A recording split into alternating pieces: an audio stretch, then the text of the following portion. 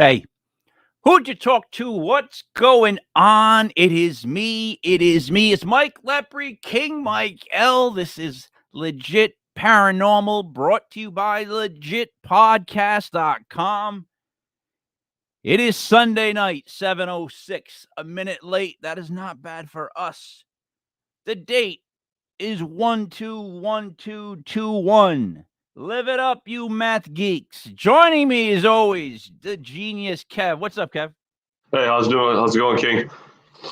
I'm doing all right. How's your day been? You've been So I've productive? been very laid back. Haven't done too much today. I had my daughter, so I spent most of the time with her. Excited to do the paranormal show tonight. You know, it's always kind of the end of the week for me. I kind of cruising in Sunday night with something a little strange. So I don't want to say strange, but I'm wearing this hat, Kev, in honor of Mike Nesmith from the Monkees. The thing is that oddly enough, the Monkees, Motley Crue, and the Fat Boys were like my three musical inspirations and groups that got me into music. So it's kind of odd, right? It's quite the combination. I was wondering what kind of thread you were going to use to bring those three groups together. But I'm the thread. I'm the messed up thread that combines the Fat Boys, Motley Crue, and then yeah. All right. Speaking of like odd, there's Buddy there. Buddy, how you doing tonight? Oh, I'm doing pretty good, guys. I happily started my exercise journey into the CrossFit world this week, and although it kicked my ass, it made me feel good enough to enjoy a delicious ale this evening. As you did a shout out, Mike, and you have somebody to contribute, I'd also like to give a shout out. Good luck to a good friend of ours here on the show. A regular viewer of ours is interviewing on Tuesday to be one of the possible runners in the Boston Marathon and raise money for wounded veterans. So a big shout out to Jeff. Good luck, dude. Cheers if you make it, and beers if you don't. So anyway, this week I'm drinking a beautiful pastry stout. It's a 9% alcohol by volume. It's called For Real. It's made by Buttonwoods Brewery right down there in Cranston, Rhode Island. They just celebrated their 4th anniversary, and they're doing all the right things all 4 years. This beer is a chocolate peanut butter stout, and it blows my mind and my calorie intake for the day. Cheers. It's gross. It's gross. Look at it, Kev. Look at it. It looks it's something special, dude. And it's in a Buttonwoods Brewery glass. Kev, what's the stuff you put on the fried rice? It comes in the package. Oh, soy sauce. Soy sauce. At least you're drinking a cup like soy sauce, but it tastes nothing like soy sauce. It's chocolate peanut butter. It's heaven in my mouth. Kev, we'd be good at Pictionary, me and you. All right, buddy. You introduce our guest. All right, tonight we're happy to bring back UFO researcher, parapsychologist, professional mystic, tarot card reader, astrologer, educator, professional presenter, master's degree in science, computer information systems, and undergraduate studies in education, psychology, and language, amongst other things, investigative journalism. She is the well-researched paranormal reporter, has written over 1,000 published articles exposing conspiracies, political cover-ups, and occult knowledge. She is also she hosts her own YouTube channel called TABOO Topics with Jean Broida. She has written an acclaimed book, Unknown Objects, the Top 10 U.S. UFO Cases. Please welcome Jean Broida. Hey, Thank you. Hi, guys. Hi, viewers in the audience. It's so great to be here again. We decided right before airtime. Last time here I was with you was August 8th, 8/8, and now it's 12/12. I believe in that stuff, man. I'm that person that like sometimes I'll say to my wife, like if it's 12:34, I'll be like, I'll bump her and be like, hey, look, 1, 2, 3, 4. Like, I have a number problem. That's why I'll give a shout out to the math geeks with the date, because I'm one of those math geeks. I get a weird thing about numbers. So, Gene, thank you for coming back to another show. We heard a lot last show, and then we get a lot of questions afterwards. So, the biggest question was, and I think it's a broad question. It was why. Ask Jean why she feels you kind of have a more of a how do we want to call this, an open vibe, an openness to stuff, knowledge of stuff. Just like how did you get that? Like, how did you know that you had that? Because you definitely do have something. Kev, would you agree to that? There's definitely something about Jean. Yeah. I mean, you heard Buddy's intro. There's yes, I did. Yeah, there's definitely something that kind of something she's tuned to, maybe a wavelength she's tuned to that we're probably not. So I'd like to hear it. Thank you, first of all, for the high praise and endorsement. I don't claim anything anybody else couldn't have, but it does seem like I'm wired a little differently from many, many other people. Perhaps the explanation that resonates the most with me is one that was put forward by the late, great Dolores Cannon, a hypnotherapist who began to get referrals from people who were telling the same story over and over and over about, in a nutshell, UFO abduction. And she began to publish books of these cases. And my book, Unknown Objects, the Top 10 US UFO Cases, is a book of cases. I like to look at stories and cases and write them up, pick them apart. And I've always liked this. I was a reader as a child. I think reading is required to become a writer later in life. I published my first book at age 10, and it had all the elements of a book, title page and a frontispiece and a table of contents and the little Roman numerals at the beginning of the book, and then the Arabic numerals all to the end. And the adults all around me, the teachers and my parents, were pretty much shocked and amazed, but then they discounted it. It was just sort of typical of what I was doing in life, creating. But in the 1960s, when I was that age, not much credence was given to gifted kids for the most part. And I blush to say gifted. I'm not sure I can claim that crown, but I was wired differently, and I already knew lessons in class before they were taught, et cetera, et cetera. I was asking profound philosophical questions of my mother at age 4. Why are we here? Gene, what state are you from? What state am I from? Probably confusion. That's a hard question to answer, and I dodge it. I actually dodge it. Again, not sure I did grow up, but I spent most of my youth in Kentucky, in central Kentucky. So I actually have a father-in-law who lived in Kentucky, and I've heard some wild stories about stuff that happens in Kentucky. Kentucky is not quite like Rhode Island, gentlemen. So when did it start? It started at birth. And Dolores Cannon said it started at birth because I am one of these star seeds, a person who volunteered to come to Earth as a human, but my ensoulment, if you will, or my essence or personality has origin elsewhere in the galaxy or universe.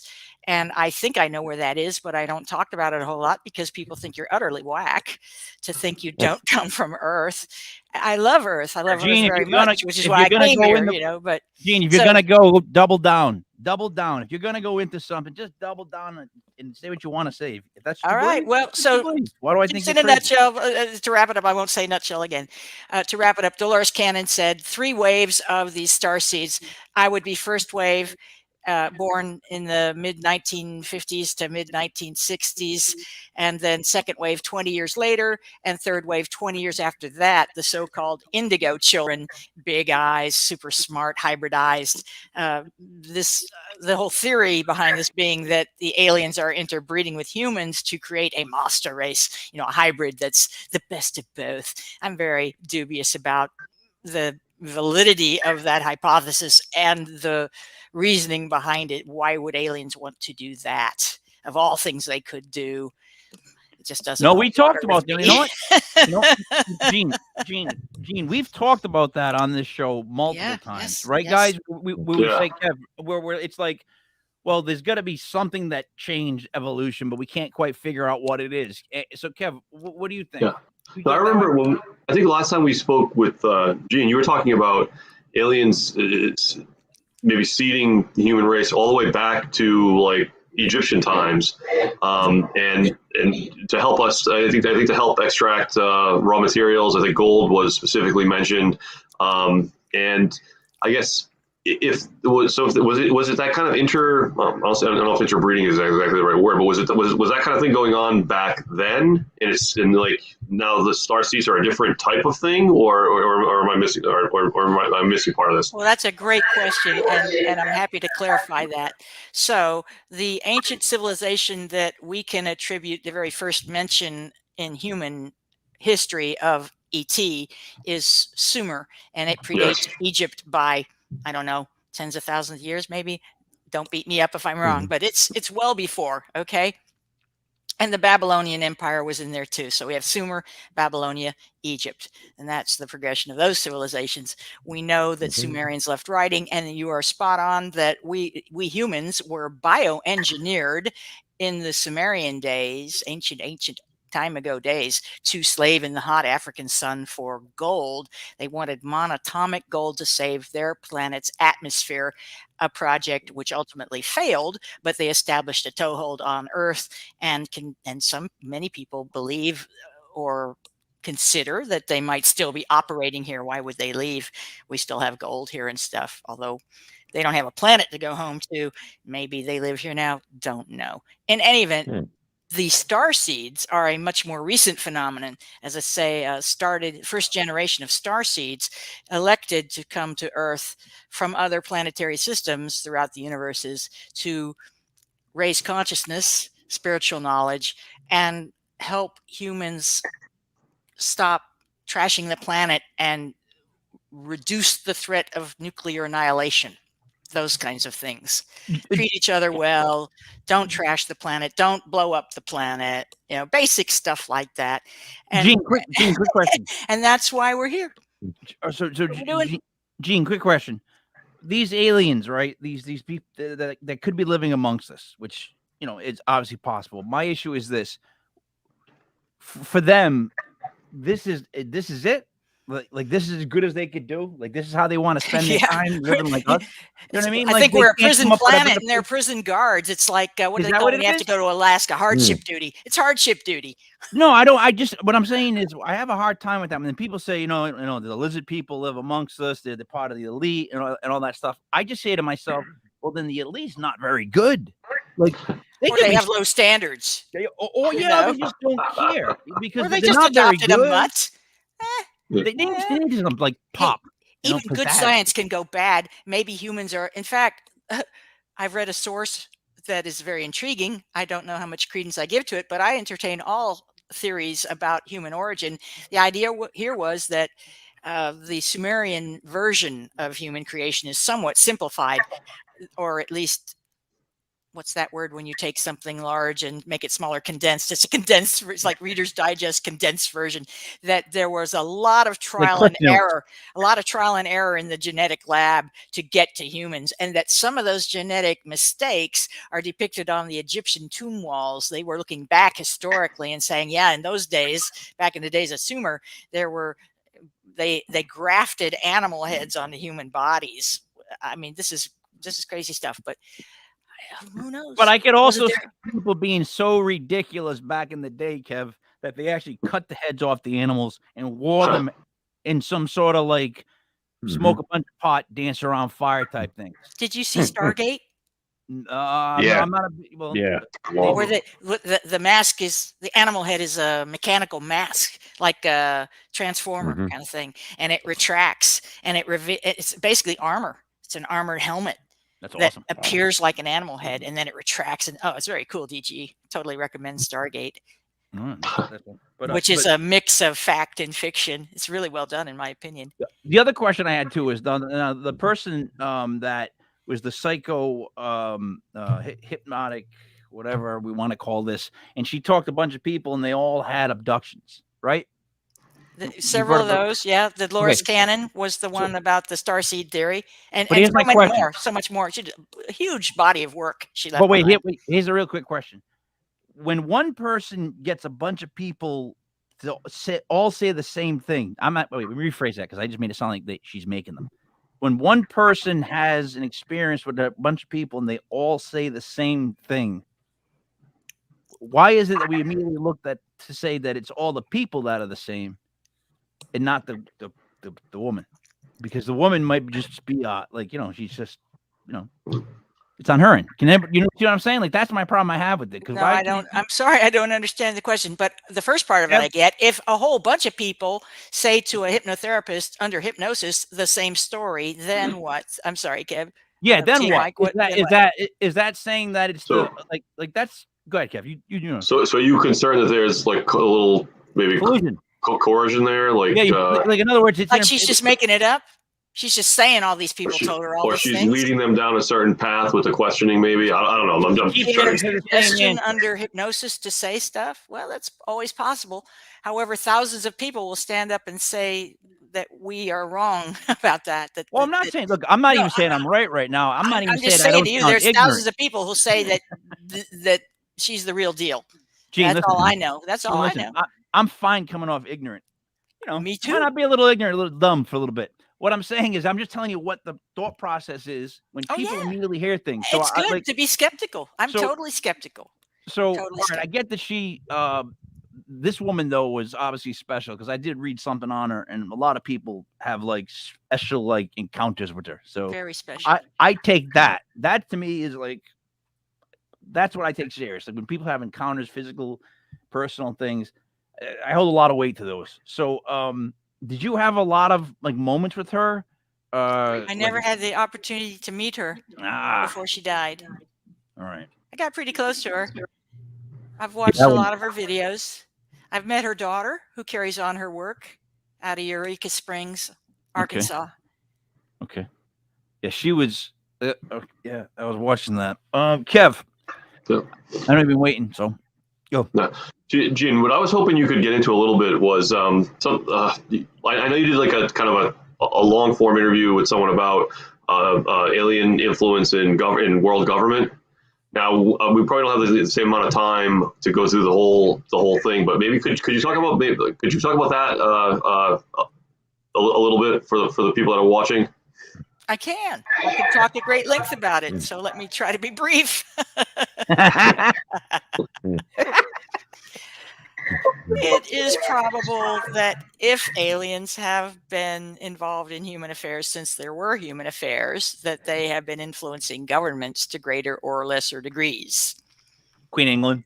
Which is a subject on its own. I mean, back to antiquity, but in more modern times, as you say there, British royalty. But where I'm coming from mostly is that when humans began to explode nukes at the end, when the United States exploded nukes to end World War II for humanitarian reasons, to stop further bloodshed in the Pacific theater as Japan refused to surrender.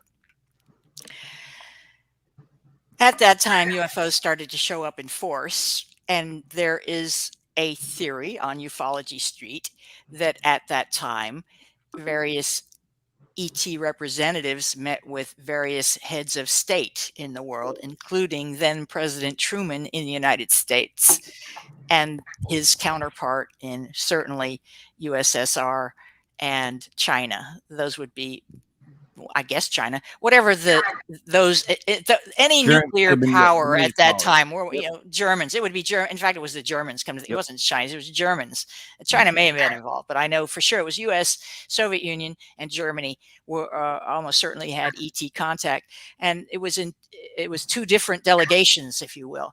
The first delegation was aliens from a planetary system, more or less where I come from, or like where I come from, that really has no word for war, doesn't understand conflict because there's telepathy. And when you know what people are thinking and therefore feeling, then it's hard to lie and cheat. So you learn other ways to get things done rather than use of force. And that just is what it is. So those aliens offered spiritual teaching in exchange for the world powers putting down their nuclear arms. And Truman laughed at Truman went to his advisors and they said, no freaking way are we laying down our nuclear arms. No. So they went away. Those delegates went away. And maybe 6 months later, as the story goes, some gray aliens showed up, perhaps representing other aliens. I don't know. And they signed a Grenada Treaty, the Grenada Treaty, which laid groundwork for future treaties. And it may not have been Grenada exactly that year, but basically Truman agreed to the second set of diplomats who were more self-serving and less pro-human. They wanted Earth as a base of operations for repairs and recreation. They wanted biological sampling of the Earth, and that would include human sampling. And they wanted,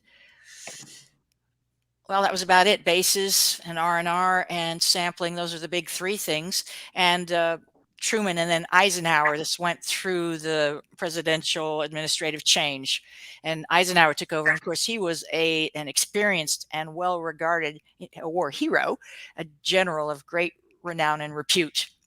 And his advisors were telling him these uncontrollable aliens in their uncontrollable craft pose a serious threat to humanity.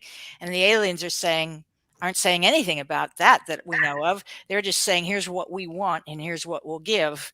And that is apparently what happened. And then the Grenada Treaty was broken, and by the aliens. And by the 1980s, human abductions were way out of proportion, and they weren't being reported on a ledger, basically, to the United States government, which was the rule of the contract, the treaty. And so I don't even know what happened after that, but it's a straggly story. But a lot of people are firmly convinced that this really happened. So, okay, I'm going to speak for Kev on this. Maybe for Buddy. I think we all, through this year of doing this show, have decided that, those explosions have a direct link with UFOs coming down and hovering over certain stuff and buzzing around, submarines that are nuclear, stuff like that. So I'm totally into that.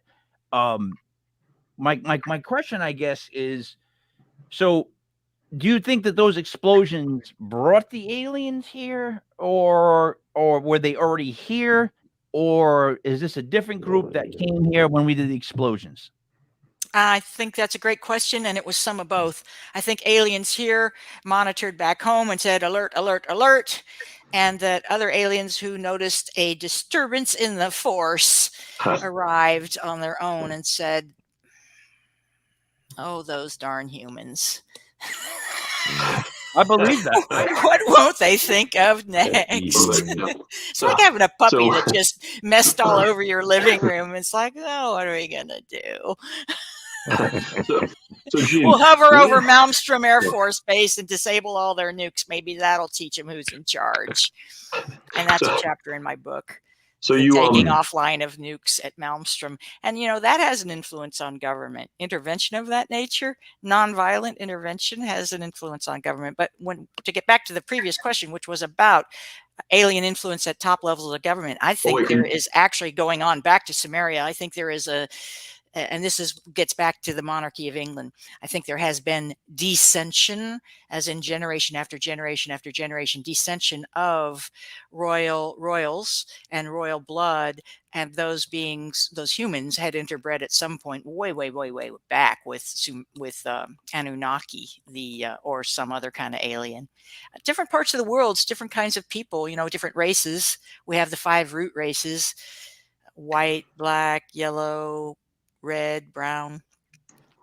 Thinking is different alien races seeded those, different experiments, different bioengineering experiments. So one story is that the Great Flood, many great floods on Earth, because there's lots of great floods in the core sampling records on Earth. Earth is flooded periodically.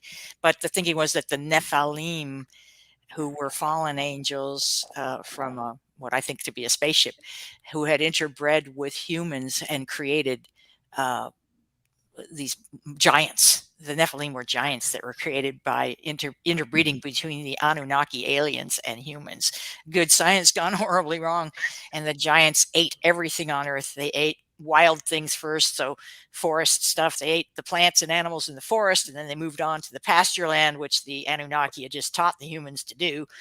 and they ate the livestock, which the Anunnaki had just taught the humans to do: animal husbandry, agriculture. They wiped out all that, and then they started on the human populations, which they were told were hands off. Don't be eating our puppies. Don't be eating our science experiments. And they did. They got really hungry. They're big and hungry, and there's nothing left to eat. So the Anunnaki went, or whoever at that point is in charge of the science experiment, is saying, let's just shake the Etch-a-Sketch and do over. And they loaded up genetic samplings on the ark, and Noah was in charge of that science project. He was the grandson of, I want to say, Abraham. Noah wasn't just some guy, okay? Noah was the grandson of some patriarch in Christianity, okay? And I'm no Bible scholar, but is it interesting from the UFO perspective when we look at genetic heritage? Go ahead. Is it weird that I feel really bad when I think of myself as an experiment? Kevin, I'm gonna ask you this because you do a lot of experiments. You're the genius. Like because the magnifier on the ants. If I'm an experiment, right? Yeah. It's like a C-. Like it's like the Bunsen burner wasn't quite right. I'm not doing it well. Like, this isn't the greatest experiment in the world. Like they've done much better, I think. Look at my hat. I'm not disagreeing with you. I like your hat, by the way. I know. I think, I think the Manning family is probably of the experiments. Are you gonna do this now when I kick it to you? This is my connection. What you're still there, right? Yeah. I'm still here. Kev, you back? Yeah, I think I'm back. But I was going to say, I think the Manning family is probably towards the top of the success of their experiments, and then there's the rest of us. That's true. I'd agree with that. I would agree with that. What did you want to ask? You're trying to get your finger up? I just want to say one more thing. So, you compare an everyday average person to Gandhi. I mean, we've had exceptional humans on Earth. We have had exceptional humans in terms of spiritual evolution and a craving, a desire, a deep-seated need to help humanity. I get that, but what I'm saying is, I guess personally, it's like, yeah, when you think of yourself as an experiment, you think of something that's got to get a passing grade or a failing grade. I know. We're getting a C-, I'd say. Yeah, for sure. If not, I hate to say, I don't want to be a pessimist, but we could do a lot better. We as a species could do a lot better. Literally worse. There's memes about this. Picard on Enterprise going, "This is why the aliens won't talk to us." Well, you know what it is? Like, this is how I consider us. Like, we're like in wood class as a species, and we're just hoping we can get a 65. You know what I mean? Buddy, ever be in that spot? You know those guys? They just hoping to get a 65. The jean jackets, they got like Twisted Sister on the back. The hair's really long. Yeah, barely passing, cheating on the guy next to him, and give them like cigarettes at lunch. So yeah, I know the type. Yep. They actually had a smoking room at my high school when I went to high school. I tell people that, and it blows their mind. It's like this little room that you could go outside inside the building that had an open space, and kids would smoke cigarettes. Mm-hmm. Yeah, I guess that's how old I am. Yeah, right. So, Gene, you keep talking about different types of aliens, different species. So, help me out. The gray ones seem to be the ones that are more like John Wickish in the sense of like they don't give a shit. They got to do what they want to do with us. We got to listen. That's how it's going to be, right? And the other aliens, technically, you claim to be a descendant of, right? Are the empathetic species. Am I correct? Well, I'm hypothesizing that, or speculating that all of us are descendants of aliens of one form or another, because we would all have come from Adam and Eve, right? The original root stock called Adam and Eve. But what? I'm sorry, I was just preoccupied with that. What are you asking? It was a good question. Well, we're asking tons of things. I know, but what was that one? Kev, do you remember what I asked? Okay, wait. I want to ask my question first, then I'll ask you a question. Does any else? No, because I know what I asked. Throwing a lot at me here. Because if none of you can remember what I asked, forget it. I'm going to say right after mine, but I wanted to get an answer. Ask for one thing. When you mentioned the treaty between Truman / Eisenhower and the other world leaders, with the Greys. You mentioned what they got out of the deal. You said R&R, you said bases, you said sampling. What did we get out of the deal? We got alien technology. CDs. Alien technology. Alien tech. Or at least CDs. the government got alien tech. And the government hired contractors. Boeing, Jet Propulsion Lab, JPL, Martin, well, it was Martin Marietta now, and then Lockheed, and they merged. These big aerospace contractors started reverse engineering downed and captured and acquired craft, and occasionally they'd capture an alien and try to do interrogation, which usually wasn't terribly successful. Gene, what made things explode in the 90s? Like in the 90s, I feel like everything changed. I feel like technology started to go like boom, and was gone. Like it was slowly coming on. In the 80s, it was kind of like, hey, a novelty. But what happened in the 90s, just as far as the whole world is concerned, where we went from like, I don't know, I feel like we went from primitive to like totally online all the time. Well, technically what happened, or technologically what happened, was the microchip. And again, it's probable that that was, I mean, I can't prove it, but it would stand to reason that it's alien tech given to us so that we can communicate with them, because they appear to be all about digital, not analog, digital communication. And a story I've heard in my travels and my researches is that in that same era, 1940s, 1950s, alien geeks told human geeks or human leaders, you need to geek up. You need to get digital. You need to get away from this transistor tube technology you got going here and the whole analog thing, rheostats, where you turn a knob, whether it's on a radio or a furnace control, AC control. We used to have knobs. We had knobs on everything that weren't digital. They didn't go from, I hate a digital radio because it's so limiting. There's lots of, I don't like a digital thermostat. Why do you need I want that in between zone. I don't want that in the car, especially. Oh, I hate digital in the car. So do you think all the advancements came from alien technology? Like well, maybe not all, but how would we know? My dad worked for a think tank, and they were developing things like water fountain turns on when you bend forward and your head breaks a light beam. So it's not mechanical like Roman plumbing. It's a far departure, complete different thinking about water running through a spout from mechanical plumbing. We're now into electronic plumbing.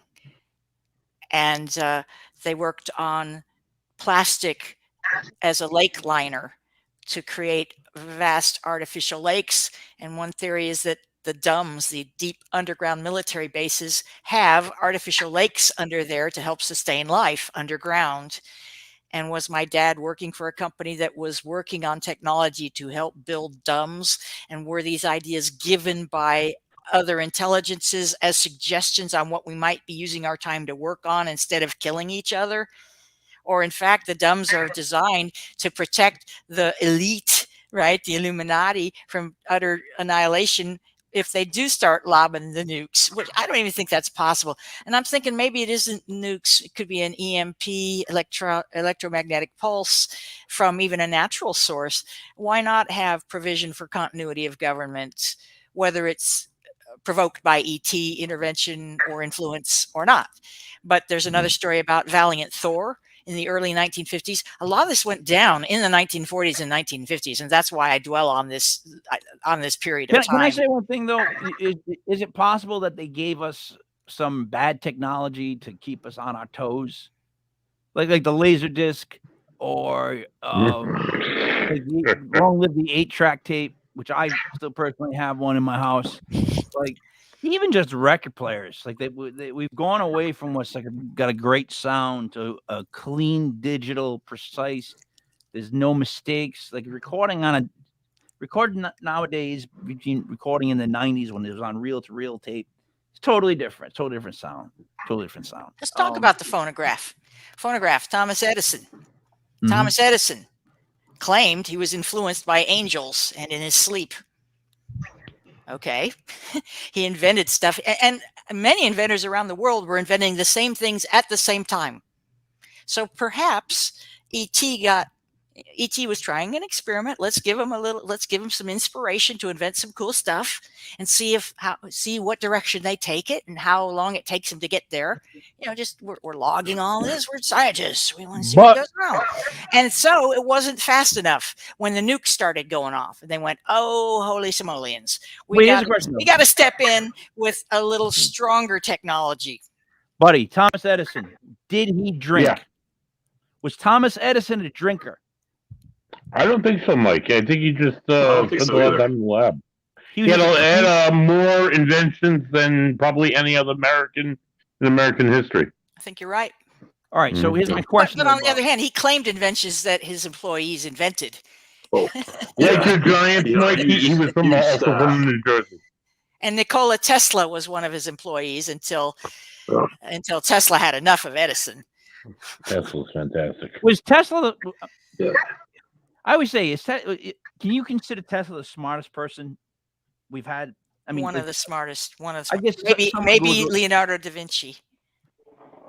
Maybe Leonardo da Vinci.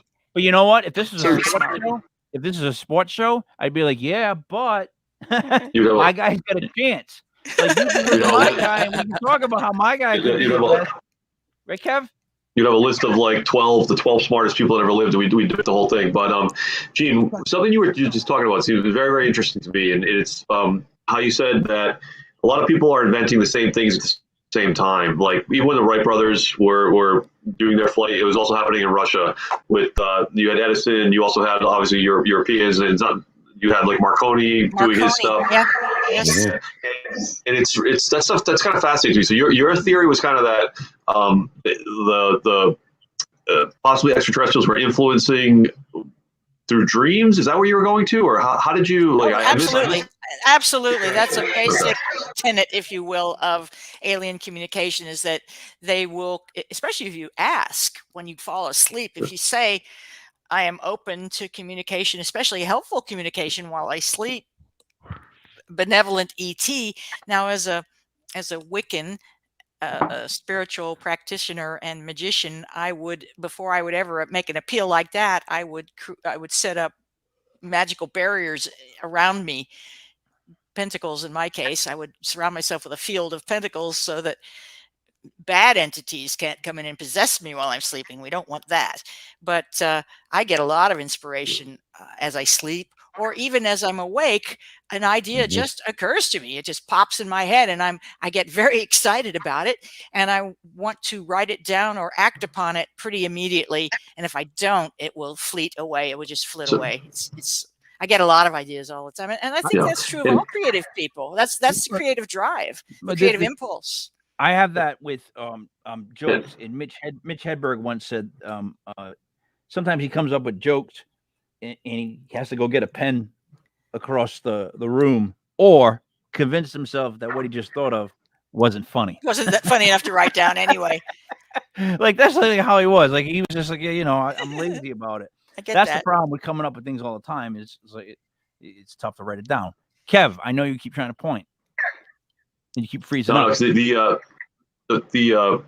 other kind of terms I've heard for that are like superconscious mind, where you're that's like you have your consciousness, you have subconscious, conscious, which is you're kind of connecting into everyone else and all of the sort of energy in the universe. And I've heard that from like a personal development standpoint. I've never heard it from a like a possible way. That's a good look to get into a very look at it a little bit that way. You broke up a little bit there, but I think you're saying it never occurred to you to use dreams or perhaps even psychic channeling to communicate with ET. And no, I like the inspiration of like the kind of superconscious mind. I didn't realize that it was could also be non-human or non-terrestrial, whatever you want to call it. I just kind of thought it was more like your oversoul, your divine self. Yeah, this connection is terrible. Well, I think both. Just because one is true doesn't mean the other is not true. They can all be true. I think there's lots of kinds of influences around us. There's a lot of magic around us, and our culture denies it, all of it, which is kind of crazy if you ask me, because it's a great tool. It's a great benefit to us. And those who use introspection, empathy, and magic, any or all of those, have an advantage, in my opinion, Two over things. the rest of the humans around. Two things. Kev, every time you went to ask that question, when you got to the part with the meat of the question, you would freeze up and we couldn't hear you, like Mad Libs. And then you would come back in, and poor Jean's over here trying to guess what you said. Yeah. Did you say this? Did you say this? She's trying to help you, but she just can't. We can't hear No, I you. know. She's breaking up. I have to. I'm gonna drop for a second. I'm gonna reset the router quick. So give me like minutes. Yeah, maybe you ought to It's do painful that. on my side too. Yeah, maybe you ought to do that. So, Gene, Well, question I have do for have you a was- question while we're waiting for Go Kev to come back. Go ahead. Brad. Gene, you mentioned there were a lot of abductions, more so after the nukes were dropped, and more so in the 60s, 70s, and 80s. Can you go into that 1980s. at all? They peaked in the 1980s. Yep. Yeah. Can you go why? Because Why the specifically the because 80s? the aliens who had signed the contract got greedy, and they're all powerful, and they thought we can do whatever we want. Is The this real sampling? question is, Is this the what's known interesting as question is, sampling? why did they stop? Why did they Mhm. stop the abductions? What happened diplomatically or otherwise to make them stop? And I don't know the answer to that. I've never even really seen it addressed in the literature. When did it and- seem to stop? Like when would you say it stopped? Around what year? Well, these abductions have not declined. stopped. They have not Declined. stopped. All right, but how there was declined? Okay, let's go back historically. In around 1947, when Roswell happened, Yep. there was that month, especially August of 1947, there was a spike in reported UFO sightings. Doesn't mean there was a spike in actual occurrences, just in reported occurrences. And it may have been fueled by the Kenneth Arnold report from June of that year, chapter 2 in my book. Chapter 3 is Roswell. For whatever reason, there was a spike of there was a spike of reported sightings. Well, there are agencies to report UFO sightings and abductions. NICAP is one of them. MUFON is another one. And people abducted would sometimes report to these agencies, not always and not necessarily often, because who wants to talk about something that you must be crazy to even believe in, much less have happened to you? But there was, in the literature, in terms of reporting agencies, statistics that we can look at, there were more reported abduction events, and this rise of hypnotists who kept hearing these stories over and over. It wasn't just Dolores Cannon. We have many, many, many hypnotherapists, some better known than others. Bud Hopkins, perhaps the first hypnotherapist who gained public notoriety with his cases. And it's the same story that Dolores Cannon told. He had patients lie down. He's thinking he's just going to do some kind of post-traumatic stress detox session with them, and they get under and they are starting to blather about and shudder and shake and cry and sob about big-headed aliens with staring eyes that are horrible. And then they start doing medical things that are horrible, and then they're taken back through the wall to their bed and deposited while their husband or wife lies pinned to the bed watching but can't do anything, and then their memory is wiped. Everybody's memory is wiped, but a few days later, weeks later, months later, memory starts to come back, that kind of thing, and comes back under hypnosis. So these hypnotherapists, by the way, this is medical hypnosis, not oh, he's saying stop. He's saying stop. No, time out. That's right. That's what that Did the guys just have to watch aliens fool around with their wives and not be able to do anything about it? Is that what you just said, basically? I said that in the case of abduction, what was often the case was that there'd be a couple in bed, and the aliens wanted one of them, but not the other. And so the other one gets pinned with sleep paralysis. Basically, it's called something like, well, sleep paralysis is an actual medical condition, but it appeared to be as sleep paralysis. They are pinned to the bed. They can't move. They may be blacked out. They see a little bit of it, and then they're told don't worry, be happy. And the next thing they know, their spouse is coming back through the wall, and they're like, I want to, if it's a man watching his wife being abducted, he wants to help her, we hope.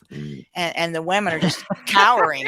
They're cowering like, By the way, you just said that we hope, and all I thought in my head was the woman being abducted and the guy just going, blackjack dealer, and he's like, Jack Benny, take my wife, please. Please.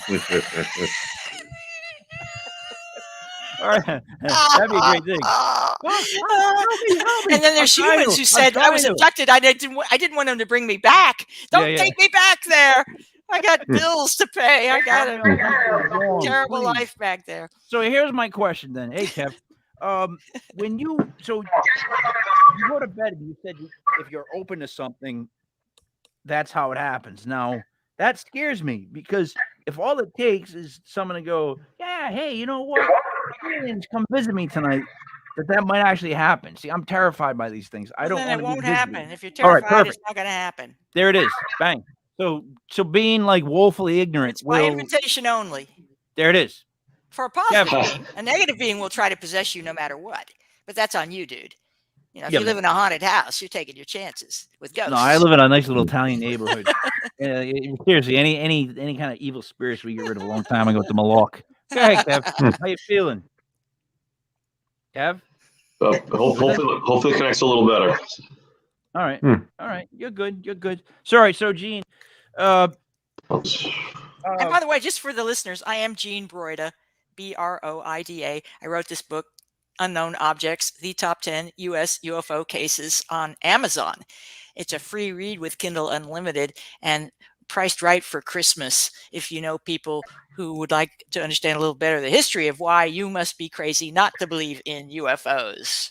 Back to you, King Mike L. And speaking of that, gentlemen, the book that I wrote with Ron Murphy, Between Hell and Heaven, is available on Amazon, soft cover, hardcover, and also for the Kindle. Okay, well, I'm going to go get my book while you talk for a minute. Here, I'll be right back. There's a fantastic photo of me on the back where I'm wearing flannel in front of a disco shirt. You tell me what that's about. I'm dressed for the 90s, but I'm in front of like the year 2000. You know what I mean? It just doesn't look right. Right, buddy? It's kind of like you still having paneling behind you that still has the gosh damn. The paneling. It's new paneling, like it's not old paneling. Is the gray tape retro paneling? The gray tape is still on your wall, is it not? Yeah, hold up our books now. Let them see. No, where's your book available? Amazon. Okay, cool. And by the way, I designed the cover, and my awesome tech guy, who's also an artist, did the rendering in Second Life, a game app. Nice. And so here's the crash on the front and in broad daylight. And then in the back, the secret, I know there's some glare there, the secret recovery with the army truck. Dun, dun, dun, dun, dun, dun. That's nice. That's nice. I had a lot of fun writing that. I wrote that in 4 weeks. And then it took me 2 weeks of horsing around with broken software to figure out it's broken software. And when I got unbroken software, another day later, I published before Halloween 2018. And what's very cool is that there's been so much validation in 3 short years. There's been so much validation from the U.S. government, the Pentagon saying that those Tic Tac videos that were leaked a few years ago, they've declassified them so anybody can look at them. And so they're not really leaked anymore. And they are validated as being the government saying, well, they are truly unidentified flying objects, or they're calling them UAPs, unidentified aerial phenomenon. It says they truly are unidentified. That's the operative word, unidentified. We don't know what they are. We don't know where they're from and what they won't say, but what they are thinking is that we can't control them. And because they're thinking that, that's why they say or conclude these things constitute a military airspace threat or a domestic airspace threat. They don't. If they were a threat, we'd be gone, or we'd be something. We wouldn't be any worse off than we are now. I mean, look around the world, and you know what? I just got to get on a soapbox just for a second here. I've met people even recently who asked me as a ufologist, do you think ET is going to come and help us with intervention and solve all our problems, stop all this strife and unite the world? I'm like, no, absolutely not. They have a hands-off policy unless we start nuking each other. And then they're all on board to stop that. Absolutely not. It's up to us to solve our own problems. And that's what that first diplomatic corps that came to Washington, D.C. and other capitals around the world offering spiritual advancement. It was like unthinkable to Truman, maybe not unthinkable to Truman himself. He was a simple man from a farming background, but his advisors are like who were cynical war strategists. After the most horrible war in the world, World War II. I mean, the atrocities of World War II had just become known. This was a horrible, horrible thing. And so when these aliens showed up and said, well, we'll teach you peace and love, you just have to stop war, especially with nukes. Truman. Too soon. Enough with this tomfoolery. Too soon. Kev, Truman didn't play. Truman was like, you know what I mean? He was one of those like those guys, you know, wagging his finger type guys. Like, he didn't want to hear that stuff, man. He wanted nukes. Truman wanted to have control of everything. Dude, CIA, you name it. Truman was a simple farm boy. He didn't know much. He wasn't pro-nuke or anti-nuke. He just he took the advice of his advisors. That's my opinion. And a historian might a World War II historian might contradict me, but my impression and my psychic impression is that Truman was a wimp. And that he did what he was told, basically what his advisors told him, and that Eisenhower was not a wimp. Eisenhower knew war strategy and tactics. He understood diplomacy, at least somewhat, more than Truman did. But he was not a farm boy. So here's the thing. I'll because I dabble in this. I can't call Truman a wimp. My issue with Truman was that Truman was a soldier to a negative point. Like, he followed things and instructions to a T. And you're right, he did do what he was told, but that was kind of his way of being who he was. I can't explain it. I don't disagree. And perhaps wimp is the wrong word. And he was more of a, like, he didn't think for himself because he wasn't programmed like that. He was programmed military, where you sometimes don't think for yourself. They think for you, and you just go do what you're supposed to do. Yes. So I think that's kind of where I feel Truman falls. You may be right about that. I'm not going to disagree. It's certainly a reasonable supposition, isn't it? Now, what did Kennedy know? Because Kennedy seemed to want to know immediately. Didn't he want to know immediately? What did Marilyn Monroe know? Yeah, that's what I know. What did John Lennon know? You think John Lennon knew something? I know John Lennon knew something. He was given an egg by E.T. on his balcony. And he gave that egg to Prince, I believe it was. Of course he did. Wait a minute. But wait, I want to hear the story. Please. Yeah, I would love to hear the story. Yeah. I'm just saying. That's what I heard. It's what I heard. That's what I do. I research. I do a lot of research. I hear all kind of stories. But Gene, you got to give me a setup, because right now we're pretty much saying that the egg got passed to Prince. Like, so how does that happen? How does John Lennon get an egg? How does why do they give it John Lennon and first of all, why give him an egg? The story as I know it is that John Lennon was standing on his balcony in Manhattan one fine evening, or maybe it wasn't a fine evening. One evening he's standing on his balcony and a UFO comes down, and he's like, and I'm sure he was not sober. A UFO came down, and he's like, wow, man, UFO. And beings came forth. I don't know all the little details about it. I don't know if they came onto the balcony or took him on the ship, but basically he ended up with an egg. They gave him an egg, and it was an egg-shaped object. Okay, an egg-shaped object, not a biological egg. Nothing was going to hatch from it that I know of, except maybe something in consciousness. But they gave him a token. They gave him an object, proof of their existence, and they said, keep this on the lowdown. They disappeared. And later, Lennon was at a party or somehow socially associated with the musician known as Prince. at the beginning of Prince's career, and they got talking about UFOs because Prince was a UFO guy too. And Lennon said, "I had a visitation on my balcony, mate." You know, and But not just the they bounty got to call. talking about it, and somehow or other, Lennon ended up forking over the egg to Prince. I think it was Prince. Pretty sure it was Prince. But some musician, some other musician that only John Lennon would be in a social circle to communicate with, to be hands-on with. You know? All right, but wait. This is a hard one for me. This is really difficult. John Lennon, right? He says that a UFO gave him an egg. Now, I have a really good friend who literally thought he was chasing Hitler in a tiny tank in the ceiling, the drop ceiling. He really believed that for about 20 minutes. Reason why he was high on mushrooms. Now back to John Lennon. But John Lennon sees this spaceship and he gets an egg. Like, he wrote Lucy. Those are some great mushrooms. He wrote some crazy stuff, right? He did. And Yoko was yapping in his ear the whole time, trying to get him to whatever she wanted, like whatever that Paul McCartney still hates her for. I don't even know why he hates her. You know what? I don't even know if I have no idea, but he still kind of does. Okay, well, I just found an article here about this egg, and apparently it was golden. And I found a picture of a guy holding up this little egg. See my fingers? It's about that big, little egg. And this like writer, a shaker. I'm looking at. This is on The Things. The website is called The Things, and the title is "This Beetle Saw UFOs and Met with Aliens." Under that, Lennon claimed he saw a UFO fly over New York in 1974, and that aliens gave him a golden egg.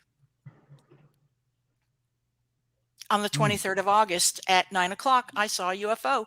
He said, so like on the cover of his classic album, Walls and Bridges. So he actually wrote it down. So like a UFO meets Easter Bunny type thing, came hopping and dropped an egg.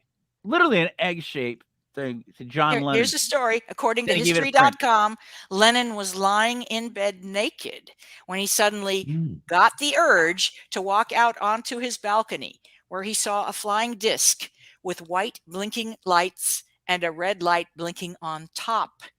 He said he was completely sober during the entire experience, even though the sighting happened during his infamous Lost Weekend, where he separated from his wife, Yoko Ono, and went off the rails drinking and doing loads of drugs with his friends. So he says, quote, "As I walked out onto the terrace," I should do his accent, "as I walked out onto the terrace, my eye caught this large circular object coming towards us. It was shaped like a flattened cone, and on top was a large, brilliant red light, not pulsating as on any of the aircraft we'd seen heading for a landing at Newark Airport. When it came a little closer, we could make out a row or circle of white lights that ran around the entire rim of the craft. These were also flashing off and on. There were so many of these lights that it was dazzling to the mind. Took photos, but when he developed them, nothing showed up. Look at this guy posing with the gold egg. Kev. Oh, no, he gave it to Uri Geller. It was Uri Geller, the psychic, not Prince. That makes more sense. Oof. Uri Geller inherited the egg. That psychic dude. That makes a big the spoon bender. Listen. I'm glad I got that fixed. That makes a big boat of difference. I know it does. Jesus, Christopher. And that's why we do research. If he gave it a Prince, like, that's the ultimate musician. Wouldn't that be a great story? That's a great story. That's a great rumor I just invented. Yeah. Gene, I like the Prince story better, Gene. Let us never talk about Uri Geller ever again. As far as I'm concerned, John Lennon gave that damn egg to Prince. Kev, we start telling people that's what it is. All right. Now, here's what Uri Geller says. He's adding to the story. Quote, Uri Geller about John Lennon. Quote, Prince. He's talking about John Lennon's experience on the balcony. Quote, "The next thing he could remember was 4 thin-looking figures. He said that the figures came over to him as he just stood there on the balcony. 2 of them held his hands, and the other 2 gently pushed his legs, and he was gently guided into a bright tunnel of light he was shown all of his life, just like watching a movie. And he told me it was the most outstandingly beautiful thing he'd ever seen. John recalled something being given to him. That was all he remembered. But when he opened his hand, there was this odd looking, not quite egg shaped ball of metal, very smooth and very heavy, about an inch or so wide. Then he put his hand in his pocket, pulled out the object the aliens had given him, and gave it to me. Uri Geller. He described the alien creatures as bug-like. And Geller has the egg to this day. And no one can know for sure if what Lennon said was true. And of course, that's true. Too weird for me. You never. He might have been having a laugh. You know. So Gene, here's a guy. Here's a guy that my grandfather, my papa used to tell me to look into. It was Jackie Gleason on his deathbed. On his deathbed, didn't Jackie Gleason drop the dime on everything? Like, didn't he Jackie let Gleason it rip? knew things. He was a friend of Richard Nixon, right? Yeah. Wasn't that the story? That was his connection. And Nixon was bursting to tell somebody. And Gleason had seen UFOs, so he was sympathetic. And neither one thought they were crazy. So they became, what would you call it? The confidants? Right? Yes. Confidants. Presidents and kings have trouble with that sort of a confident friend. Well, Gleason was so well known, so popular, he couldn't go out in public without being mugged, right? So these guys jetted around and played golf and talked story. And yeah, I think I heard something where like Nixon picked him up in a limo or something and took him to some warehouse where they had either a craft or alien relics, something like that stored. And I think the funny, weirdest thing about the whole story was I think Nixon was supposedly driving the car, not being chauffeured, because it was such a top secret, meeting with top secret place to take Jackie Gleason. So weird stories, but I have heard the same thing about Gleason and Nixon. Yeah, if you do this kind of research, you're going to encounter these stories. Let's see. Here's a quick little, found an article here. Well, apparently Gleason saw a UFO one evening in 1973 in outside his home in Florida, and he was so upset. Gleason confided. Gleason confided that earlier in the day, his friend President Richard Nixon had arranged for him to visit Homestead Air Force Base in Florida. Yeah, and when Nixon arrived, guards took Gleason to a building at a remote location at that site. And then Gleason, who harbored an intense interest in UFOs, saw the embalmed bodies of 4 alien beings that were 2 feet long, with small, bald heads and big ears. He was told nothing about the circumstances of their recovery. He swore his wife to secrecy, who pried it out of him. But after their divorce, Beverly, Gleason's wife, freely discussed the story. So there you got. There's the Jackie Gleason tie-in. He saw bodies. He saw embalmed bodies. Yeah, Kev. So one last one question for you, Gene, on the starseed thing. So you said at the beginning of the show that you are a starseed. Probably. So do you have, like, how do I explain this? Like, are there instructions for your role? Like, what are you and the others supposed to do? Like, are you going to be activated, for lack of a better term, at some point? And what should we be ready for? That's another great question. And the answers lie within recordings of Dolores Cannon, which are extensive and take a long time to listen to. But activation, it can happen at different times in people's lives, apparently. And contracts made with ETs or home planetary systems, differ from individual to individual. It appears, so for example, I know I am not part of any alien hybridization program, but other women I've met at UFO events claim they have, how can I say this politely? They've been, let me just say it, they've been part of breeding programs with ET. So they've had sex with ET and they're happy about it. They're willing participants in this hybridization program. They're not sex slaves or anything like that. So they claim. So, wait. But we're going to see them on, like, Maury. like an alien standing there. They're This is already there. Not, Go I'm look not at the Oprah. You'll father. find some shows. Go check it out. These people aren't hiding. They want press. They want press. So my thing, my mission, if you will, my purpose is education. I'm a teacher, and now we call it an influencer. I'm an influencer. I have degrees in various sciences and non-sciences, but and those include education degrees and training. But I also love comedy, and the best way to teach is through comedy. People don't want to be lectured. Most people don't want to be lectured unless they're super geeks, and most people aren't super geeks. So my purpose is to educate and edutainment.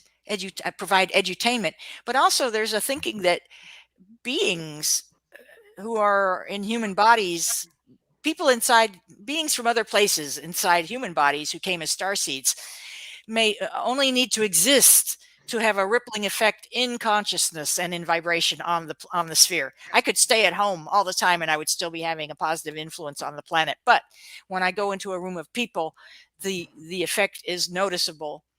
And if I go into a supermarket and am smiling and happy, and this is true not just of me, but anybody, if you're upbeat and happy, people tend to vibe off your vibe. If you're glum and glowering and people vibe off that vibe. And so I ignore mainstream news to the greatest extent possible. I don't care about the latest atrocity or tragedy. I'm sorry for those people, but there's a lot of good stuff going on too, and life is full of pathos and what is it, comedy and tragedy, comedy and tragedy, right? What you dwell on with your thoughts and actions is what you value. This is a lesson I'm just now learning. How you spend your time, how you spend your thoughts, what you turn your thoughts toward, that is what you're manifesting as your value system. And I don't want my value system to be full of fear of anything or negative in any way. I want to remain optimistic until proven otherwise. And if people come at me in an antagonistic way, I would just as soon retreat. That's my nature. I'm not one of these people. I'm a retreater because I come from a planetary system where we don't have war.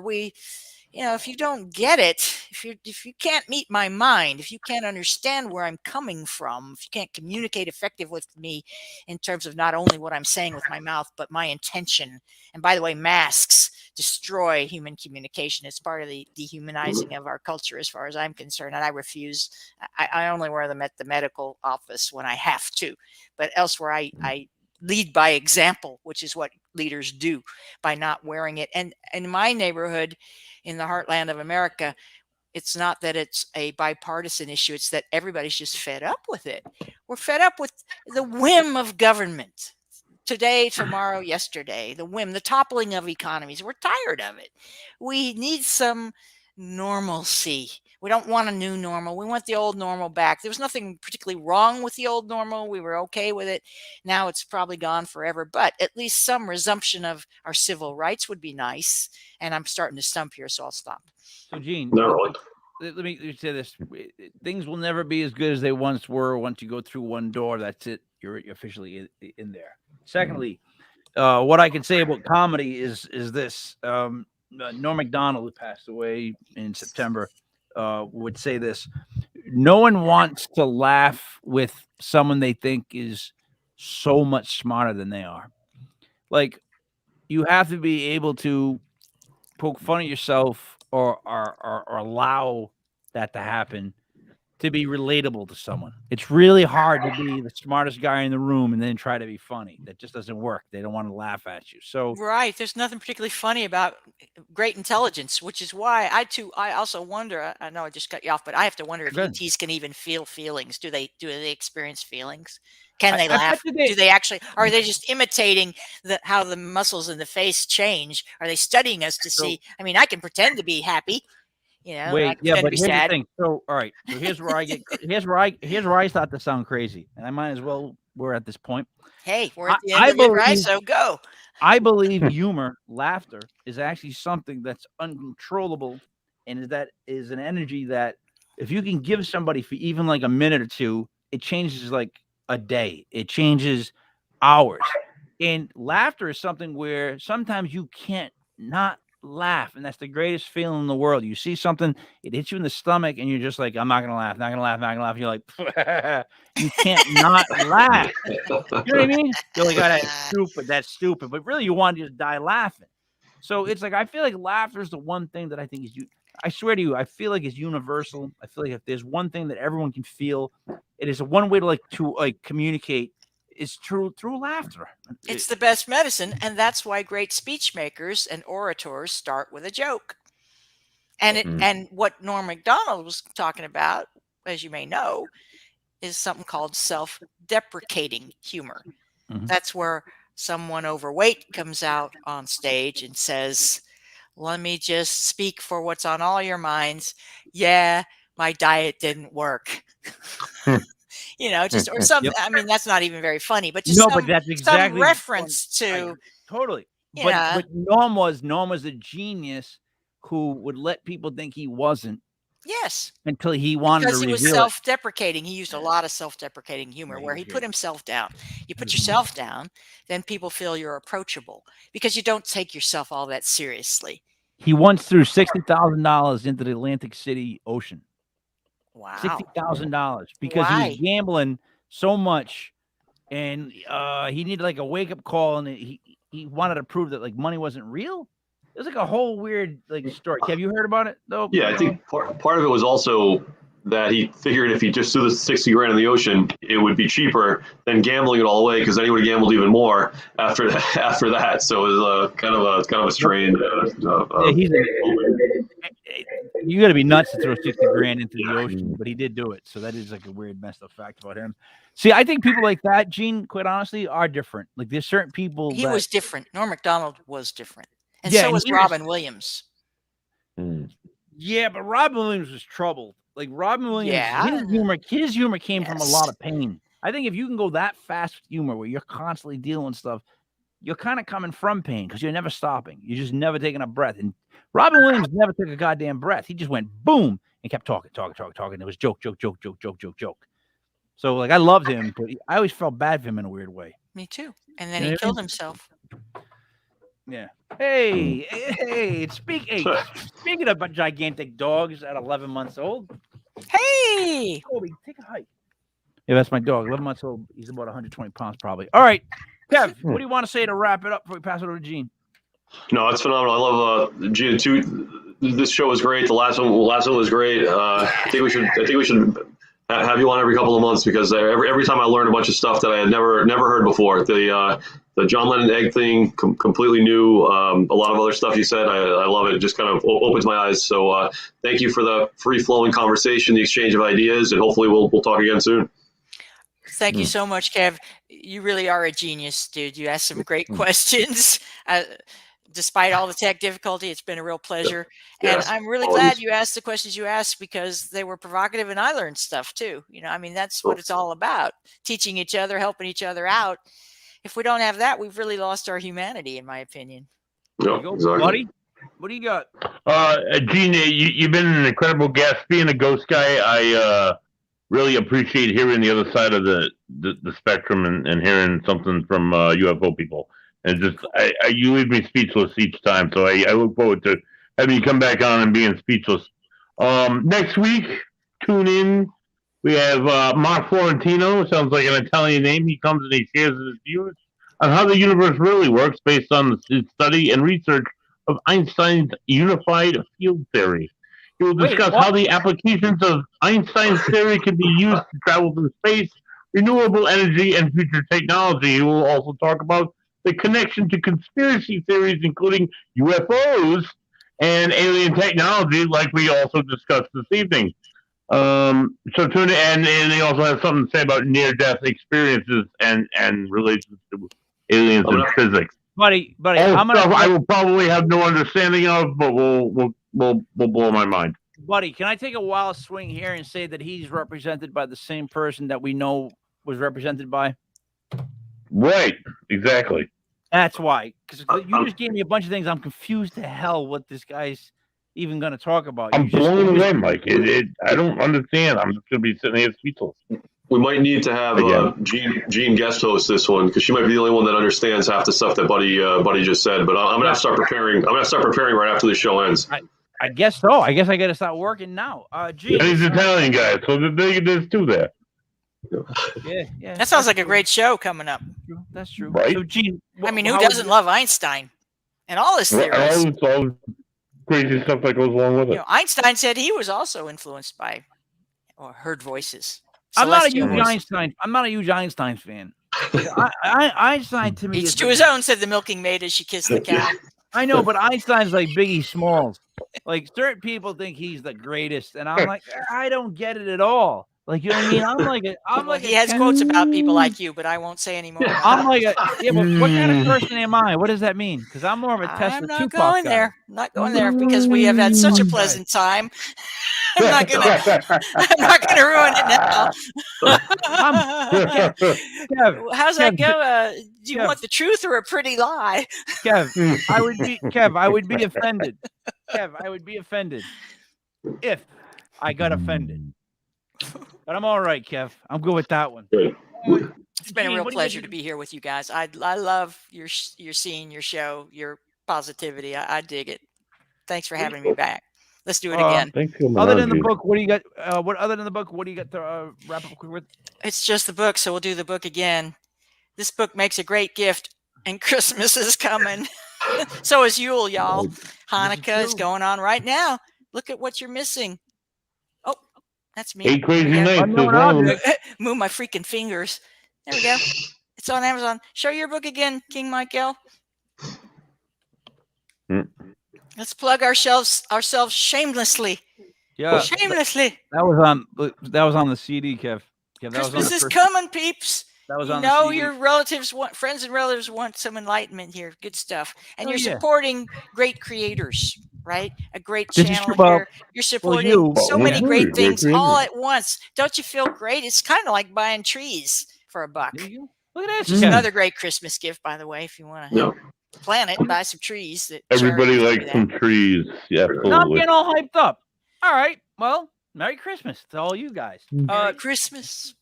For Gene Broida, for Buddy there, for Genius Kev, it's Mike Lepre, King Michael. This was Legit Paranormal, brought to you by legitpodcast.com. The next show is tomorrow night, actually. We have a 8 o'clock show. It's Legit Fantasy Basketball. Tune in. We'll see you then. We are